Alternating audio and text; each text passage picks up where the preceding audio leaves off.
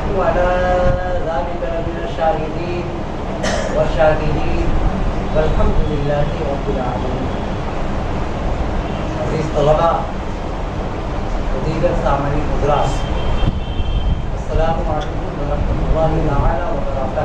وعلیکم السلام ورحمۃ اللہ وبرکاتہ. عزیز طلباء و علماء، آج اس مدرسے غوثیہ اہل سنت مجلس صحن میں اکٹھا ہوئے ہیں تھوڑی دیر کے لیے. ہم اور آپ انشاءاللہ عز و جل اس عظیم بابرکت محفل میں ہمارے اور آپ کے آقا مدینے کے تاجدار، ہم غریبوں کے غمگسار حضور سیدتنا آمینہ رضی اللہ تعالی عنہا کے نور عین، حضرت سیدنا عبداللہ رضی اللہ عنہ کی نور نظر، سارے نبیوں کے سردار محبوب پروردگار، گنبد خضرا میں آرام فرمانے والے آقا و مولا، اپنے لمبے لمبے ہاتھوں سے بھیک دینے والے آقا و مولا حضور نور محمد مصطفیٰ صلی اللہ علیہ وسلم کی بارگاہ ناز میں خراج عقیدت پیش کرنے کی غرض سے ہم اور آپ یہاں پر اکٹھا ہوئے. حالانکہ میرے آقا کریم جان ایمان صلی اللہ علیہ وسلم کا ذکر ہم اور آپ کہیں بھی کر سکتے تھے، لوگ کرتے ہیں کائنات کے ذرے ذرے میں میرے آقا کی تعریف سنائی دیتی، نعت سنائی دیتی، لیکن ہم نے اور آپ نے جو جگہ منتخب کیا ہے، جس جگہ کا انتخاب کیا ہے، وہ جگہ نہ میرا گھر ہے نہ آپ کا گھر ہے، بلکہ جس مدنی تاجدار سرور کونین صلی اللہ علیہ وسلم کا ذکر کرنے کے لیے ہم اور آپ یہاں پر بیٹھے ہیں، اسی نبی آخر الزمان ہے. اس نبی کی بارگاہ میں ہم اور آپ خراج عقیدت پیش کرنے کے لیے حاضر ہوئے ہیں، جس نبی کو میرے رب نے سارے نبیوں کا سردار بنا کر دیا. اس نبی کی عظیم بارگاہ میں ہم اور آپ خراج عقیدت پیش کرنے کے لیے حاضر ہوئے ہیں، جس نبی آخر الزمان صلی اللہ علیہ وسلم تک اللہ رب العزت نے جو کتاب نازل فرمائی، یعنی کہ قرآن مجید، وہ دنیا کی تمام کتابوں میں سب سے افضل و اعلیٰ کتاب. میرا نبی سارے نبیوں کا سردار ہے، محبوب پروردگار ہے. تمام انبیاء کرام 1 لاکھ یا 2,24,000 کم و بیش انبیاء کرام اس دنیا میں تشریف لائے. میرے رب نے تمام انبیاء کرام کو کوئی نہ کوئی معجزے دے کر کے بھیجا. کسی نبی کو یہ معجزہ دیا کہ قبر کے اندر کے حالات جان لے، کسی نبی کو ایسا معجزہ دیا کہ اگر لوہے پہ ہاتھ رکھ دے تو لوہا موم کی طرح پگھل جائے. حضرت موسیٰ علیہ السلام کے پاس ایک ایسا عصا تھا کہ جو وقت پر ٹارچ کا کام کرتا تھا، کبھی ضرورت پڑ جائے تو اژدہا بھی بن جاتا تھا اور تمام چیزیں اس سے ہو جاتی. کہنے کا مطلب یہ کہ اللہ رب العزت نے اپنے تمام انبیاء کرام کو کچھ نہ کچھ معجزات دیے، کسی کو 1 معجزہ، کسی کو 2 معجزہ، کسی کو 3 معجزہ، کسی کو 4 معجزہ.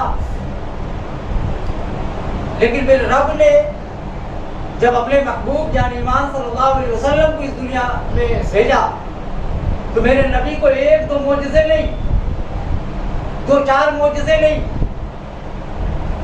ان کو ہم عادت میں نہیں شمار کر سکتے، بلکہ یوں کہہ لیں کہ میرے نبی کو میرے رب نے جب بھیجا تو 1-2 معجزے نہیں، بلکہ قدم ناز سے لے کر سر اقدس تک سراپا معجزہ بنا کر کے بھیجا.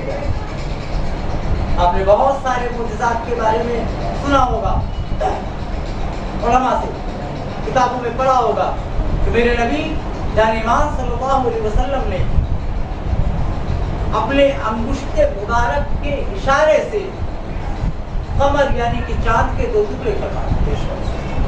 میرے نبی کا معجزہ نہیں تو اور کیا ہے؟ میرے نبی کے ایک اشارے سے ڈوبا ہوا سورج واپس آ گیا. میرے نبی کا معجزہ نہیں تو اور کیا ہے؟ میرے دوستوں، یقیناً میرے نبی کو میرے رب نے تمام اختیارات دے کر کے بھیجا. ایک شاعر کہتا ہے مانگے شب بھر رب حبلی کی دعائیں مصطفیٰ. مانگے شب بھر رب حبلی کی دعائیں مصطفیٰ. ہم کریں آرام تکلیفیں اٹھائیں مصطفیٰ. تکلیفیں اٹھائیں مصطفیٰ. عباد تخلیق دو عالم خالق کل نے کہا ہم نے تو دنیا بنا دی اب چلائیں مصطفیٰ. دنیا بنا دی اب چلائیں مصطفیٰ. یقیناً میرے رب نے اپنے محبوب جان ایمان صلی اللہ علیہ وسلم کو بہت سارے پاور، بہت سارے اختیارات، بہت سارے معجزوں سے نوازا. میرے آقا جان ایمان صلی اللہ علیہ وسلم کی تمام بہت سارے معجزات ہیں، لیکن وقت کی قلت کی وجہ سے نہ تو مجھ میں اتنا علم ہے کہ میں اپنے آقا جان کریم جان ایمان صلی اللہ علیہ وسلم کی تمام معجزات کو شمار کرا سکوں، لیکن چند 1-2 ضرور میں آپ کے سامنے بیان کروں جس سے آپ کا ایمان تر تازہ ہو جائے گا. میرے آقا جان ایمان صلی اللہ علیہ وسلم کی ذات اقدس کیا ہے؟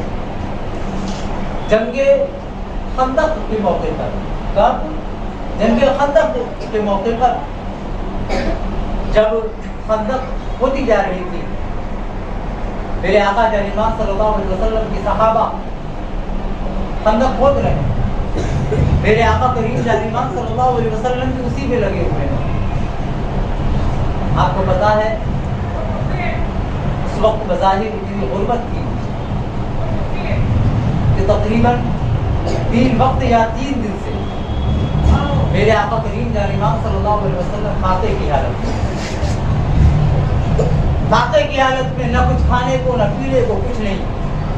میرے آقا جان ایمان صلی اللہ علیہ وسلم کا عالم یہ تھا جنگ خندق کے موقع پر کہ آپ تقریباً 3 روز سے کھاتے پہ چل رہے تھے اور آپ نے اپنے شکم اطہر پر، شکم کہتے ہیں، آپ نے اپنے شکم اطہر پر پتھر باندھ رکھے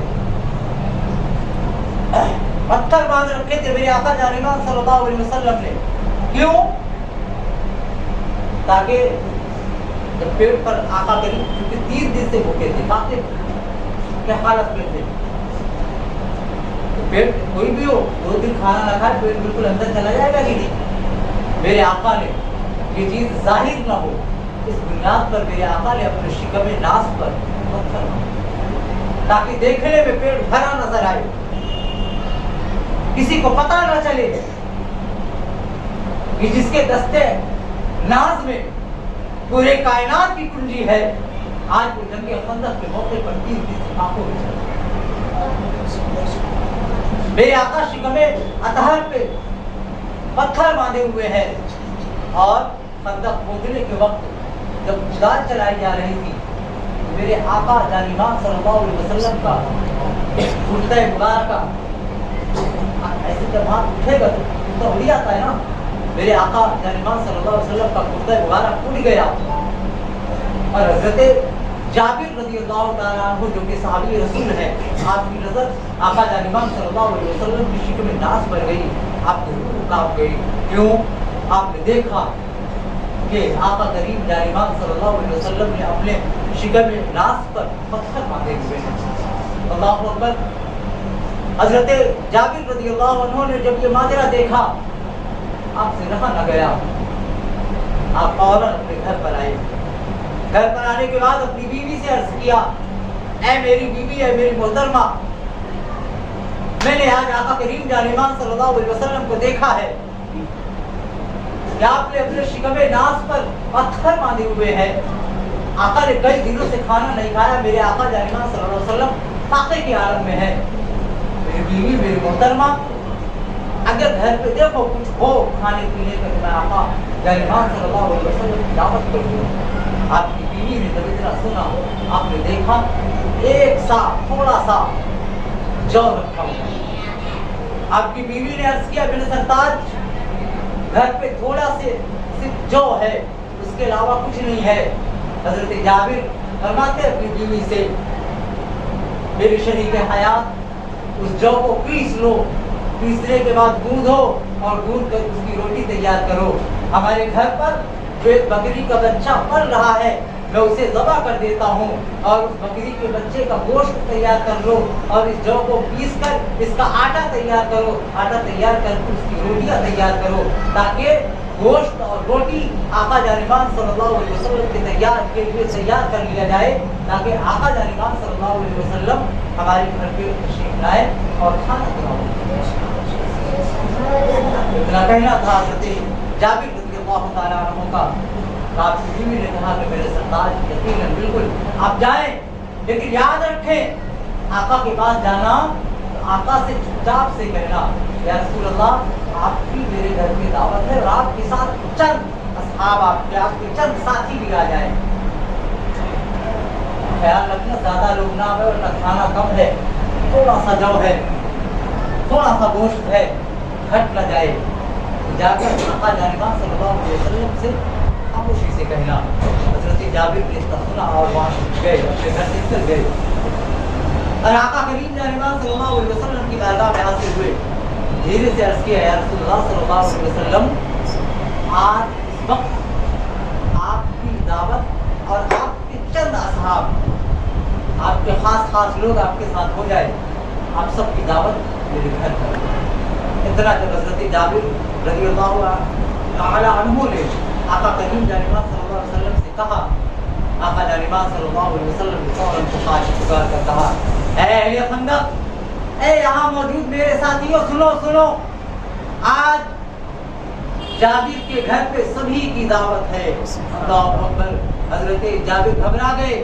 حضرت جابر دل میں سوچتے ہیں کہ اب میں کیا کروں, میں نے تو آقا سے کہا تھا کہ یا رسول اللہ آپ اور آپ کے چند ساتھی آویں اس لیے کہ کھانا کم ہے گھٹ نہ جائے. اب آقا نے تو سب کو دعوت دے دی ہے, اب کیا کیا جائے. اتنے میں میرے آقا جانبان صلی اللہ علیہ وسلم فرماتے ہیں اے جابر سنو, آٹا گھدا لینا لیکن روٹی ابھی بنانا نہیں جب تک میں نہ آ جاؤں. سبحان اللہ. روٹی تبھی بنانا شروع کی جائے جب میں آ جاؤں.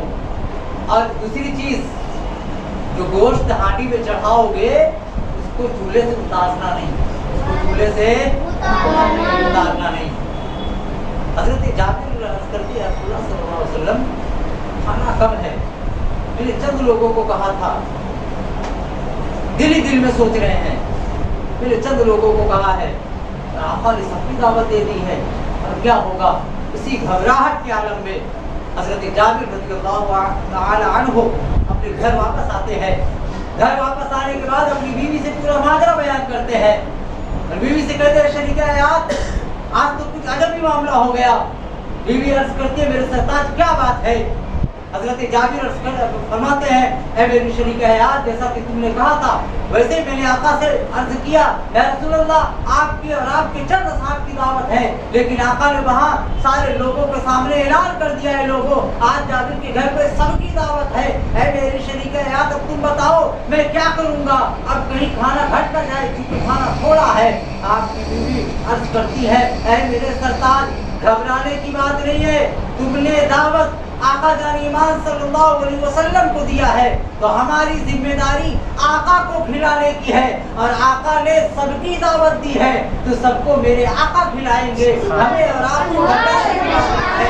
اتنا جب آپ کی بیوی نے عرض کیا حضرت جابر کو سکون ملا, آپ کے بھی سمجھ میں آ گیا اور پھر حضرت جابر نے اپنی بیوی اپنی شریک حیات سے فرمایا اے میری شریک حیات آقا نے ایسا کہا ہے آٹا گوندھ لینا لیکن روٹی بنانا نہیں جب تک آقا نہ آ جائے. دوسری چیز یہ کہ گوشت کی ہانڈی چولہے سے اتارنا نہیں.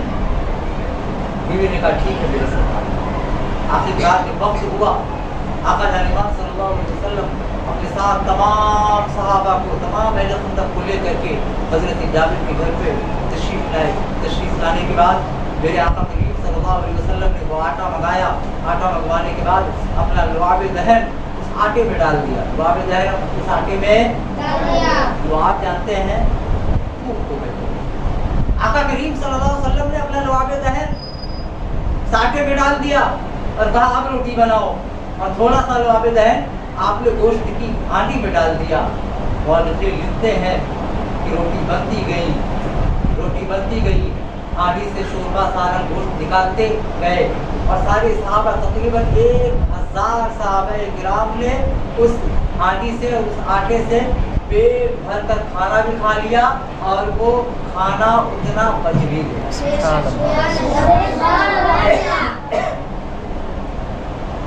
نہ آٹا ختم ہوا اور نہ ہزاروں صحابہ کرام نے اس سے کھانا کھا لیا. یہ برکت کس کی تھی؟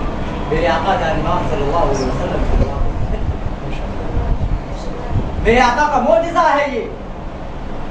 تھوڑے سے آٹے میں ہزاروں صحابہ کرام نے پیٹ بھر کے کھا لیا، تھوڑے سے گوشت میں بھی ہزاروں صحابہ کرام نے سیراب ہو گئے.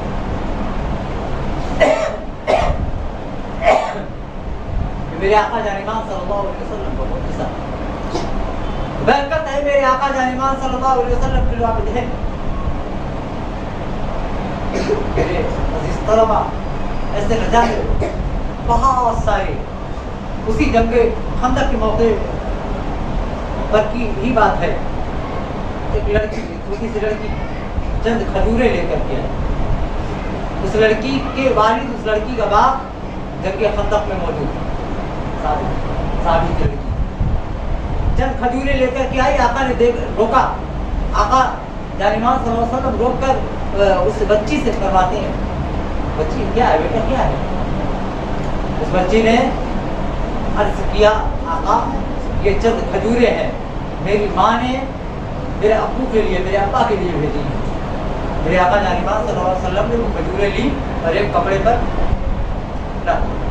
ڈالنے کے بعد اعلان کر دیا، اے اہل خندق آؤ کھجوریں کھا لو. سب نے کھجوریں کھائیں. چند کھجوریں لے کے آئی تھی. میرے آقا نے اپنے دستناز میں لے کر کے کپڑے میں بکھیر دی کھجوریں، اور وہ کھجوریں اتنی برکت ہوئی کہ سارے اہل خندق، سارے صحابہ نے کھجوریں کھا لی. کھجوریں محفوظ بچی. یہ برکت ہے میرے آقا کا معجزہ. اب تک میرے آقا جانباز صلی اللہ علیہ وسلم کی اطاعت واجب ہے. میرے رب کا لاکھ لاکھ احسان ہے کہ اس نے ہمیں اور آپ کو آقا کریم جانباز صلی اللہ علیہ وسلم کا امت بنایا.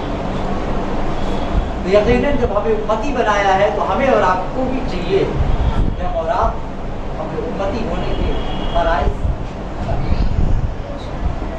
اور میں سب سے ضروری چیز جو ہے وہ ہے نماز، جس کے بارے میں بھی حضرت بیان کرتے ہیں. تو تھوڑی دیر کی محفل تھی جس میں ہم اور آپ نے حصہ لیا.